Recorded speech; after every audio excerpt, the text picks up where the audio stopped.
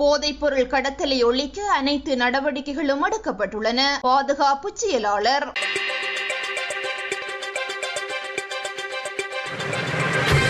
போதைப்பொருள் கடத்தலை முறையாக கட்டுப்படுத்துவதற்கு தேவையான அனைத்து நடவடிக்கைகளும் எடுக்கப்பட்டுள்ளதாக பாதுகாப்பு அமைச்சின் செயலாளர் ஓய்வு பெற்ற air vice marshal Sampath Thuyyakontha தெரிவித்துள்ளார். போதைப்பொருள் கடத்தலுடன் தொடர்புடைய நபர்கள் குறித்த விசாரணைகள் தொடர்ச்சியாக முன்னெடுக்கப்பட்டு வருவதாகவும் அவர் குறிப்பிட்டுள்ளார். கண்டியில் ஊடகங்களுக்கு கருத்து தெரிவிக்கும் போதே அவர் இதனை தெரிவித்துள்ளார். அதன்படி இலங்கையில் நீண்டகாலமாக போதைப்பொருள் கடத்தல் மிகவும் சுதந்திரமாக இடம்பெற்று வந்ததாக, அது சில தரப்பினரின் ஆசீர்வாதம் மற்றும் செல்வாக்கின் கீழேயே செயல்பட்டதாகவும் அவர் இங்கு வலியுறுத்தியுள்ளார். அங்கு மேலும் கருத்து தெரிவித்த பாதுகாப்பு செயலாளர், போதைப்பொருள் கடத்தல் என்பது நீண்டகாலமாக இந்த நாட்டில் மிகவும் சுதந்திரமாக இருந்ததாகும். அதிகளவிலானோரின் ஆசீர்வாதம் மற்றும் செல்வாக்கின் கீழேயே அது முன்னெடுக்கப்பட்டது.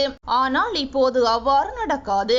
அவை முறையாக கட்டுப்படுத்தப்பட்டுள்ளன. போதைப் பொருளை இந்த நாட்டிலிருந்து ஒழிப்பதற்கு முப்படையினர், குறிப்பாக இந்த நாட்களில் கடற்படையினர் பாரிய பங்களிப்பை வழங்கி வருகின்றனர். அதற்கு தேவையான தீர்மானங்கள் எடுக்கப்பட்டுள்ளன. பொதுமக்கள் பாதுகாப்பு அமைச்சுக்கு தேவையான அதிகபட்ச ஒத்துழைப்பை வழங்கி வருகின்றோம். இந்த போதைப்பொருள் கடத்தல் முறையான வகையில் ஒழிக்கப்படும். இதனுடன் தொடர்புடைய திட்டமிட்ட குற்றவாளிகள் கைது செய்யப்படுவார்கள். இதன் பின்னணியில் உள்ள சூத்திரதாரிகள் மற்றும் இந்த வியாபாரத்தில் ஈடுபடுபவர்கள் எதிர்காலத்தில் சட்ட நடவடிக்கைகளுக்கு முகங்கொடுக்க நேரிடும் என அவர் மேலும் குறிப்பிட்டுள்ளார்.